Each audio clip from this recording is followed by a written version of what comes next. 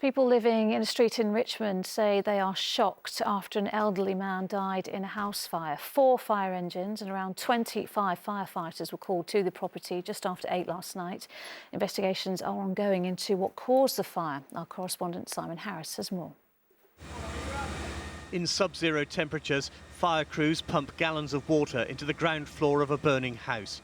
In daylight, the blackened porch bore testimony to the ferocity of the flames.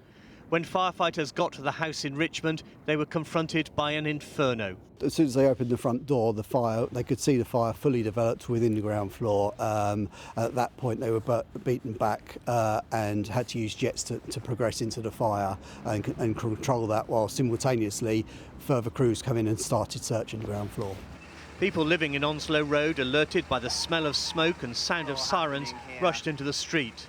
When I saw it, the flames were like bursting out like meters out of the front door, and smoke was just bellowing out as well. So when the firemen got here, there was probably about 3 or 4 trucks that were here. Neighbours watching the unfolding drama were hoping the house was empty, but inside the scorched downstairs, fire crews found the body of an elderly man. We were obviously completely shocked. We just saw no lights in the house and assumed there was no one home, kind of hoping whoever lived there was away for the evening or maybe on a ski break or something. But we were stunned to find that there was a fatality. It's understood the victim was a man in his 90s who neighbours say lived alone. What happened here is now being investigated by both the fire brigade and the police. One of the first things they will try to work out is how the fire started, to establish as soon as possible that there's nothing suspicious. Wearing protective suits and breathing masks, the investigators began the grim task of searching for clues. Simon Harris, ITV News, Richmond. The former Post Office Minister and MP for Sutton and Cheam, Paul Scully, says the Liberal Democrat leader, Sir Ed Davey, should apologise to postmasters caught up in the scandal for his time in the role. Mr Scully spoke to our political correspondent for tonight's Late Debate programme. Here's Simon Harris with a look ahead to what we can expect later on. Paul Scully was the Post Office Minister who ordered the official inquiry. He told me the Horizon scandal was a government failing, not a human failing, because ministers didn't ask the right questions.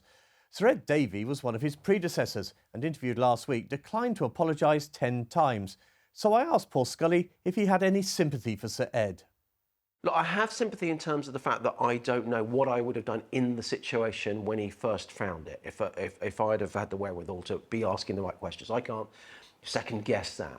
But in this day and age, I think with Ed Davey, he tends to ask for people's resignations without batting an eyelid, without looking at the detail. The least he can do is apologise. Mr Scully also told me of his frustration at being blocked from standing as the Conservative candidate for mayor. Also on tonight's programme, we ask, is it a waste of time to report a crime? Are the police failing Londoners? And discuss Sadiq Khan's £30 million bung to the unions to avert a damaging strike on the Underground. I'll be joined by Labour MP Andy Slaughter, Tory peer Kelvie Arranger and the former Deputy Mayor Baroness Jenny Jones. That's the Late Debate here on ITV after news at 10.